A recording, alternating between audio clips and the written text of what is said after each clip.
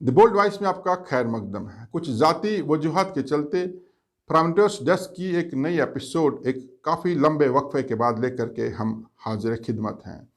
आज पूरी दुनिया में अफ़गानिस्तान और तालिबान मौजू पर ही हर जगह चर्चा हो रही है और आज की इस एपिसोड में हम भी इसी मौजू पर बात करेंगे और ये जानने की कोशिश करेंगे कि आखिर तालिबान अफ़गानिस्तान में वजूद में कब से आई और तालिबान अफ़गानिस्तान में इक़्तिदार तक कैसे पहुंची, और ये भी समझने की कोशिश करेंगे कि पड़ोस में इतनी बड़ी डेवलपमेंट होने के बाद अब हमारे मुल्क हिंदुस्तान का क्या लाहे अमल होना चाहिए और हिंदुस्तान को किन चैलेंजेस का सामना करना पड़ सकता है। मेरा नाम शेख नासिर है। आज के मौजू पर बात करने से पहले मैं आपसे एक मरतबा फिर दरख्वास्त करूंगा कि अगर आपने अभी तक हमारे चैनल को सब्सक्राइब नहीं किया है तो बराए करम आप हमारे यूट्यूब चैनल को सब्सक्राइब करें, बेल आइकन भी ज़रूर प्रेस करें ताकि जब भी कभी हम कोई नया वीडियो अपलोड करें आपको उसका नोटिफिकेशन मिलता रहे। और अगर आप ये वीडियो फेसबुक पर देख रहे हैं तो आप हमारे फेसबुक पेज को लाइक करें, उसे फॉलो करें।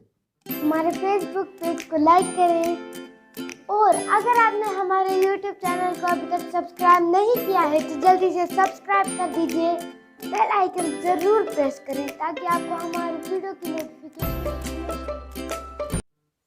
तो नाज़रीन, अफ़गानिस्तान की अगर बात करें तो अफ़गानिस्तान एक ऐसा मुल्क है जिसमें कभी भी शांति, कभी भी पीस ज़्यादा देर तक नहीं रहा। ज़्यादा माजी में जाने की ज़रूरत नहीं। अगर हमने तालिबान के वजूद और तालिबान के इक़्तिदार तक पहुँचने की कहानी को समझना है, जानना है, तो हम कम से कम 3 या 4 दहाई कबल से बात करेंगे। अफ़गानिस्तान में ज़हीर खान, किंग ज़हीर खान का इक़्तिदार था और वो इक़्तिदार काफ़ी हद तक अच्छा समझा जाता था। लेकिन साल 1973 में दाऊद खान ने उसका तख्त पलट दिया और अफ़गानिस्तान में इक़्तिदार अपने हाथों में लिया और तब से अफ़गानिस्तान में अनस्टेबिलिटी कहिए या अफ़गानिस्तान में जो उथल पथल है वो शुरू हो गई, जो अभी तक थमती नज़र नहीं आती है। अफ़गानिस्तान की अगर हम बात करें तो अफ़गानिस्तान में 14% जो अफ़गानिस्तान का एरिया है वो शहरों पर मुश्तमिल है, जबकि 85 से 86% अफ़गानिस्तान देहातों में, पहाड़ों में और जंगलात पर ही मुश्तमिल है। और अफ़गानिस्तान में जो लिटरेसी रेट है वो भी बहुत कम है। ऐसे में अफ़गानिस्तान में अनस्टेबिलिटी, अफ़गानिस्तान में उथल पथल होना तो बनता ही है। जब दाऊद खान ने इक़्तिदार अपने हाथ में ले लिया तो उसके बाद अफ़गानिस्तान में जो अनस्टेबिलिटी का दौर शुरू हुआ वो काफ़ी लंबे अरसे तक चलता रहा। People's Democratic Party of Afghanistan के दाऊद खान ने जब इक़्तिदार अपने हाथों में ले लिया तो बहुत जल्द ये पार्टी 2 फैक्शंस में तकसीम हो गई, एक परचम और एक खल्क। ये बताया जाता है कि जो परचम फैक्शन था वो काफ़ी ज़्यादा कट्टरपंथ लोग थे और जो खल्क था वो थोड़े से मॉडरेट थे। इन लोगों में जब तजाद शुरू हुआ, जब डिफ्रेंसेस शुरू हुई तो आपसी टकराव के चलते 1979 में मीर अकबर खैबर को कत्ल कर दिया गया और उसके बाद परचम ने पूरी तरीके से खल्क को जो है वो साइडलाइन कर दिया और इक़्तिदार पूरी तरीके से अपने ही इस फैक्शन के हाथों में ले लिया। 1979 में भी सिविल रेवोल्यूशन अफ़गानिस्तान में शुरू हो गया और इसी बीच सोवियत यूनियन ने अफ़गानिस्तान में एंट्री कर ली और सोवियत यूनियन ने जब अफ़गानिस्तान में एंट्री कर ली तो उसके बाद उन्होंने कोशिश की कि People's Democratic Party of Afghanistan जो है उसे मज़ीद मजबूत किया जाए, क्योंकि People's Democratic Party of Afghanistan जो थी वो कम्युनिस्ट लोग थे और सोवियत यूनियन चाहता था कि अफ़गानिस्तान में कम्युनलिज्म को बढ़ावा दिया जाए। लेकिन ये बात अफ़गानिस्तान के लोगों को और मुजाहिदीन अफ़गानिस्तान को काबिल कबूल नहीं थी। मुजाहिदीन अफ़गानिस्तान चाहते थे कि अफ़गानिस्तान में कम्युनिस्ट का राज ख़त्म हो जाए, अफ़गानिस्तान में कम्युनलिज्म को बिल्कुल भी बढ़ावा नहीं मिलना चाहिए। तो वहीं से लड़ाई शुरू होती है। इस लड़ाई में एक तरफ सोवियत यूनियन और अफ़गानिस्तान की जो हुकूमत करने वाली जमात PDPA थी और दूसरी जानिब अफ़गान मुजाहिदीन थे। तो यहाँ से आपसी लड़ाई शुरू होती है और इस लड़ाई में अमेरिका ने जम करके अफ़गान मुजाहिदीन की मदद की। उन्होंने बहुत ज़्यादा उन्हें सपोर्ट की, चाहे माली मदद की बात करें, चाहे असला देने की बात करें, और अमेरिका ने अफ़गान मुजाहिदीन की ज़बरदस्त सपोर्ट करनी शुरू कर दी। ऑपरेशन साइक्लोन के वक्त भी अमेरिका ने अफ़गान मुजाहिदीन की बहुत ज़्यादा मदद की और लड़ाई इस हद तक अफ़गान मुजाहिदीन लड़ने में कामयाब हो गए कि सोवियत यूनियन ने 10 साल के अंदर, यानी 1979 में जब से वो दाखिल हुए थे, 1989 में उन्होंने अफ़गानिस्तान से बोरी बिस्तरा बांध करके वापस जाने का फैसला कर लिया, क्योंकि सोवियत यूनियन ये बात तस्लीम कर चुका था कि वो अफ़गान लड़ाकों के साथ लड़ाई कभी जीत नहीं सकता। क्योंकि पहले मैंने बताया कि अफ़गानिस्तान की जो बेशतर 85 से 86% जो अफ़गानिस्तान का एरिया है वो देहातों में, पहाड़ों पर मुश्तमिल है और ऐसे में बाहर से आने वाली कितनी भी बड़ी ताकतवर फ़ौज हो वो इन पहाड़ों में, इन जंगलात में, इन देहातों में मुकामी लोगों का मुकाबला नहीं कर सकते हैं। और यही वजह रही कि सोवियत यूनियन को 10 साल के अंदर ही इस लड़ाई में हार का मुंह देखना पड़ा। उन्होंने अफगानिस्तान से वापस जाने का फैसला कर लिया। तो ऐसे में जब सोवियत यूनियन अफगानिस्तान से बाहर चला गया तो अफगानिस्तान की जो हुकूमत थी वो अकेली पड़ गई और उन्हें अब लगा कि उन्हें सपोर्ट करने वाली बहुत बड़ी ताकत अब उनके साथ नहीं रही। तो इसी बीच उन्होंने एक जो पीस ट्रीटी है वो साइन की और एक इंटरिम सरकार तश्कील दे दी। लेकिन गुलबद्दीन हिकमत यार की हिज़्ब इस्लामी को ये इंटरिम हुकूमत तस्लीम नहीं थी और वहाँ से एक सिविल वार अफगानिस्तान में शुरू होती है। ये सिविल वार काफ़ी अरसे तक चलती रही, लेकिन अफ़गान मुजाहिदीन को जो कामयाबी जिस पर नज़र थी वो कामयाबी उस तरीके से उन्हें हासिल नहीं। तो इसी बीच 1994 में मुल्ला मोहम्मद उमर, जो कि देवबंद स्कूल ऑफ थॉट से निकले हुए थे, उन्होंने 50 तालिब इल्मों को जमा किया और तालिबान नाम के संगठन की बुनियाद डाली। तालिब इल्म का मतलब स्टूडेंट होता है, तालिबान भी स्टूडेंट होता है। तो उन्होंने 50 स्टूडेंट्स को लेकर के एक संगठन खड़ा कर दिया जिसका नाम उन्होंने तालिबान रखा। लेकिन एक साल के अंदर 15,000 स्टूडेंट्स, 15,000 तालिब इल्म फिर इस तालिबान में जाकर के शामिल होते हैं। तो तालिबान एक ताकतवर जमात बन करके सामने उभरती है। तालिबान ने आहिस्ता आहिस्ता अफगानिस्तान पर कब्जा करना शुरू कर दिया। 400 डिस्ट्रिक्ट्स में जब अफगानिस्तान में तालिबान कब्जा कर चुकी थी तो 26 सितंबर 1996 को तालिबान काबुल में दाखिल हो गई और इस तरीके से अफगानिस्तान पर तालिबान ने कब्जा कर लिया और शासन इक़्तिदार अपने हाथों में ले लिया। लेकिन यहाँ ये बताया जाता है कि तालिबान के इस दौरे हुकूमत में जो लोगों की तवक्कात थी उस पर तालिबान पूरा नहीं उतरी। तालिबान का रवैया बहुत सख्त था जिससे लोग बहुत जल्दी तंग आ गए। इसी बीच 2001 में 11 सितंबर को अमेरिका पर एक आतंकी हमला होता है। उससे पहले अमेरिका को ये लगता था कि वो बरसगीर में या दूसरे ममालिक में जाकर के मुदाखलत करता है। वो चूँकि 7 समंदर पार रहता है इसलिए उसे किसी भी तरह का किसी भी टेररिज्म एक्टिविटी से कोई भी फ़र्क पड़ने वाला नहीं है। लेकिन जब अलकायदा ने 2001 में अमेरिका में दुनिया की सबसे बड़ी इमारत ट्विन टावर पर हमला कर दिया, जिसे दुनिया का सबसे बड़ा आतंकी हमला माना जाता है, तो उस वक्त अमेरिका को लगा कि शायद उसने जो अफ़गानिस्तान में या बाकी मुल्कों में जो उसने मुदाखलत करनी शुरू की थी उसका ही उसे खमियाजा भुगतना पड़ा। इतने बड़े आतंकी हमले के बाद उस वक्त के अमेरिका के सदर बुश ने टीवी पर आकर के खुल्लम खुल्ला अफ़गानिस्तान से ये कहा कि वो या तो उनके साथ शामिल हो जाए, उनके साथ मिले, या फिर उनके खिलाफ हो जाए। अफ़गानिस्तान पर अमेरिकी सदर ने ये कहा कि उसामा बिन लादेन जो 9/11 के हमले के जिम्मेवार माने जाते हैं वो अफ़गानिस्तान में पनाह लिए हुए हैं। इसलिए अफ़गानिस्तान को ये कहा गया कि वो उसामा बिन लादेन को अमेरिका के हवाले कर दे और अलकायदा के जितने भी लोग अफ़गानिस्तान में पनाह लिए हुए हैं उन्हें अमेरिका के सुपुर्द किया जाए और जितने भी फॉरेन नेशनल्स अफ़गानिस्तान में हिरासत में उन सबको रिहा किया जाए। लेकिन अफ़गानिस्तान की हुकूमत ने, तालिबान ने ऐसा कुछ नहीं किया, जिसके बाद अक्टूबर 2001 में अमेरिका ने अपनी फ़ौज अफ़गानिस्तान में उतार दी। लेकिन अमेरिका के साथ साथ ब्रिटेन, कनाडा और भी कई ममालिक ने, तकरीबन 50 ममालिकों ने अपनी 1.5 लाख फ़ौज अफ़गानिस्तान में उतार दी, जिसमें बेशतर फ़ौज जो थी वो अमेरिका से थी और उन्होंने आनन फानन तालिबान का तख्त पलट दिया। 2007 तक सब कुछ अफ़गानिस्तान में ठीक होता दिखाई दे रहा था और अमेरिका को ये लग रहा था कि अब तालिबान ख़त्म हो चुकी थी और इसी बीच UN सिक्योरिटी काउंसिल ने अफ़गानिस्तान पर सैंक्शन लगा दी।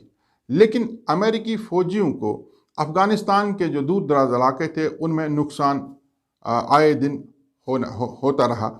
यानी जिस तरह सोवियत यूनियन जब देहातों की तरफ बढ़ने, सोवियत यूनियन की फ़ौज जब देहातों की तरफ बढ़ रही थी तो वहाँ उन्हें काफ़ी ज़्यादा नुकसान हुआ था। अमेरिकी फ़ौजियों को भी काफ़ी ज़्यादा नुकसान उठाना पड़ा और जिसकी वजह से अमेरिका में लोगों की तरफ से ये मुतालबा सामने आने लगा कि अफ़गानिस्तान से अपनी फ़ौज को वापस बुलाया जाए। लोगों का ये मानना था कि अफ़गानिस्तान में अमेरिका ने फ़ौज भेजकर कुछ भी हासिल नहीं किया है, अलबत्ता उसे नुकसान उठाना पड़ रहा है। अरबों डॉलर अमेरिका खर्च कर रहा है, किसी और की लड़ाई अमेरिका क्यों लड़े। और सदर बुश ने उस वक्त ये कहा कि वो शायद अब अमेरिकी फ़ौजियों को अफ़गानिस्तान से वापस बुला लेगा। जब ओबामा इक़्तिदार में आते हैं तो ओबामा ने यह फ़ैसला कर लिया कि अब अफ़गानिस्तान से अमेरिकी फ़ौजियों को वापस बुलाया जाएगा। ओबामा ने ये कहा कि वो 2016 तक अमेरिकी फ़ौजियों को अफ़गानिस्तान से वापस अमेरिका ले आएगा। हालांकि अमेरिका को ये लगता था कि अफगानिस्तान पर कंट्रोल अपने हाथों में लेने के बाद अब वो अफगानिस्तान के वसाइल को भी अपने हाथों में ले लेगा। अफगानिस्तान के वसाइल की अगर बात करें तो जैसा पहले मैंने बताया, अफगानिस्तान में पेट्रोलियम, नेचुरल गैस और मनशियात सबसे बड़ा जो है वो वहाँ का वसीला है, वहाँ के वसाइल है, और अमेरिका की भी इन पर नज़र थी। लेकिन जिस तरह से अमेरिकी फ़ौजियों को नुकसान हो रहा था, आए रोज़ अमेरिका में वहाँ अफगानिस्तान में मौजूद अपने फ़ौजी जवानों की लाशें अमेरिका पहुँच रही थी, तो अमेरिका ने फिर उस वक्त ये फैसला कर लिया कि अब फ़ौज को वापस बुला लिया जाए। और ट्रंप ने भी, ओबामा के बाद ट्रंप ने भी इसी बात पर फैसला लिया। उसने कहा कि हम 2020 फरवरी तक अपनी फ़ौज अफ़गानिस्तान से वापस बुला लेंगे। और इसी बीच जब अमेरिकी फ़ौजियों की मौजूदगी में अफ़गानिस्तान में अमेरिका ने दादागिरी शुरू कर दी, तो कहीं ना कहीं अफ़गानिस्तान के जो मुकामी लोग थे उनकी हमदर्दियाँ तालिबान की तरफ ज़्यादा बढ़ने लगी, और तालिबान भी आहिस्ता आहिस्ता अपने पंख फैलाना तालिबान ने शुरू कर दिया। तालिबान ने ताकत जो है आहिस्ता आहिस्ता अपनी गेन करनी शुरू कर ली। उसकी असल वजह ये थी कि अमेरिका हो या कोई भी बाहर का मुल्क हो, उन्होंने अरबों रुपया जब अफ़गानिस्तान पर खर्च किया, चाहे अफ़गानिस्तान की तामीर और तरक्की के लिए हो, वहाँ की सिक्योरिटी के लिए हो, लेकिन ज़मीनी सतह पर वहाँ कुछ भी नज़र नहीं आ रहा था। ऐसा लग रहा था कि जो भी पैसा बाहर से आ रहा है वो कहीं ना कहीं अफ़गानिस्तान में हुकूमत संभालने वाले लोगों की जेबों में चला जा रहा है, जबकि अफ़गानिस्तान की हालत बद से बदतर हो रही थी। और ऐसे में वहाँ के लोगों का गम गुस्सा वहाँ की मौजूदा हुकूमत के लिए ज़्यादा से ज़्यादा आए दिन जो है बढ़ने लगा। और यही वजह था कि कहीं ना कहीं तालिबान को एक लोकल सपोर्ट भी मिलनी शुरू हो गई, और तालिबान ने अफ़गानिस्तान पर आहिस्ता आहिस्ता जो है वो कब्ज़ा करना शुरू कर लिया। तालिबान ने जो पहाड़ी इलाके थे उन पर अपना कंट्रोल अपने हाथों में ले लिया, और ये कयास आराइयाँ शुरू हो गई कि अगर इसी रफ्तार से तालिबान अफ़गानिस्तान पर कब्ज़ा करने का काम शुरू करती रही तो 6 महीने के अंदर अंदर वो अफ़गानिस्तान पर पूरा कंट्रोल कर लेंगे। लेकिन उस वक्त सबको हैरत हो गई जब ये सारे मामला, जिनको कुछ महीनों का वक्फा बड़े से बड़ा एक्सपोर्ट भी दे रहा था, कुछ ही हफ्तों में तालिबान ने पूरे अफ़गानिस्तान को अपने कंट्रोल में ले लिया। क्योंकि अब ये कयास इसलिए लगाया जा रहा था क्योंकि अफ़गानिस्तान के पास जो हुकूमत की फ़ौज थी वो 3.5 लाख के करीब थी, और तालिबान की तादाद 70-75 हज़ार बताई जाती थी। इसलिए ये अंदाज़ा लगाया जा रहा था कि अफ़गानिस्तान पर कंट्रोल करने के लिए तालिबान को कम से कम 6 महीने लग सकते हैं। लेकिन जैसे तालिबान कंधार के बाद काबुल की तरफ बढ़ने लगे तो अफ़गानिस्तान में मौजूद हुकूमत के नुमाइंदे अफ़गानिस्तान से रफू चक्कर हो गए। उन्हें लगा कि मुकामी लोगों की सपोर्ट भी उन्हें हासिल नहीं है, और उन्होंने अफ़गानिस्तान में जो बड़े पैमाने पर खुर्द बुर्द किया हुआ है वो कहीं सामने आएगा और उनकी ज़िंदगियों को भी ख़तरा है। इसलिए उन्होंने बहुत ही जल्दी और बड़े ही आसान तरीके से अपने घुटने तालिबान के सामने टेक दिया और वो अफ़गानिस्तान से बाहर निकल गए। इस वजह से तालिबान ने बहुत जल्दी अफ़गानिस्तान पर अपना कंट्रोल कर लिया। अब चूंकि तालिबान अफ़गानिस्तान में कंट्रोल पर है, अब अपने पड़ोस में इतनी बड़ी डेवलपमेंट होने के बाद ये समझने की ज़रूर कोशिश करनी पड़ेगी कि हमारे मुल्क हिंदुस्तान को क्या करना होगा। सबसे पहले हम ये जानने की कोशिश करेंगे कि अफ़गानिस्तान में तालिबान इक़्तिदार में आने के बाद हमारे मुल्क को किन चैलेंजेस का सामना है। ये बात सबको मालूम है कि तालिबान को चाहे कुछ ममालिक सपोर्ट करते हों या ना करते हों, लेकिन चाइना और पाकिस्तान दोनों ने तालिबान को अंदर से भी सपोर्ट की है और अब वो सपोर्ट खुल करके सामने कर रहे हैं। हाल ही में पाकिस्तान के वज़ीर-ए-आज़म इमरान खान ने अपने खिताब में कहा कि तालिबान जब अफ़गानिस्तान में इक़्तिदार में आई तो अफ़गानिस्तान ग़ुलामी की ज़ंजीरों से आज़ाद हो गया, और चाइना तो खुल्लम खुला तालिबान को रिकगनाइज़ करता है क्योंकि चाइना ने भी अफ़गानिस्तान में बहुत ज़्यादा इन्वेस्टमेंट करने का फ़ैसला कर लिया। तो ऐसे में अगर आपके दो दुश्मन ममालिक एक तालिबान को सपोर्ट कर रहे हैं तो हिंदुस्तान के लिए बहुत सोच समझ करके तालिबान या अफ़गानिस्तान के साथ अपने ताल्लुकात के बारे में सोचना होगा। यहाँ सबसे बड़ा सवाल ये पैदा होता है कि हिंदुस्तान के लोग क्या चाहते हैं या हिंदुस्तान की हुकूमत क्या चाहती है। वो एक तरफ, क्योंकि जो लोग चाहते हैं वो अपने दिलों में उनके दफन है, जो हुकूमत चाहती है वो हुकूमत के बड़े बड़े ऐवानों की 4 दीवारों के अंदर फैसले होते हैं। लेकिन यहाँ पर हिंदुस्तानी मीडिया का एक बहुत बड़ा रोल बनता है। जो हिंदुस्तानी मीडिया तालिबान और अफ़गानिस्तान के बारे में नशर करेगा वही एक पूरी दुनिया में परसेप्शन बन जाएगा, और ऐसा महसूस हो रहा है कि हिंदुस्तानी मीडिया चाहे अपने TRP के लिए या किसी भी और वजह के लिए अफ़गानिस्तान और ख़ुसूसन तालिबान को ऑफेंड कर रहा है, उनके खिलाफ प्रोपेगेंडा कर रहा है, जो कहीं ना कहीं अननेसेसरली हमारे मुल्क को मुश्किल में डाल सकता है। हमें ये बात समझनी चाहिए, अगर सोवियत यूनियन या अमेरिका जैसी सुपर पावर्स अफ़गानिस्तान में नाकाम हो गई तो हमें बगैर किसी वजह के अननेसेसरली तालिबान या अफ़गानिस्तान के साथ अपने ताल्लुकात ख़राब नहीं करने चाहिए, बल्कि ये कोशिश करनी चाहिए कि पड़ोस में जो कुछ भी हो रहा है उसका कोई भी नेगेटिव इम्पैक्ट हमारे मुल्क में ना पड़े।